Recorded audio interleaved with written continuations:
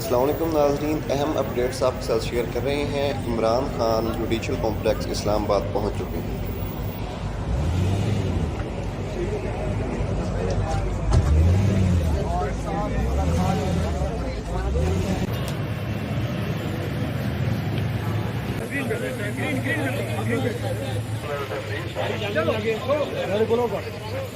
आप लोग साइड गाड़ी जाएगी, सिर्फ गाड़ी, ओनली गाड़ी, आपकी किसी को नहीं जाएगी।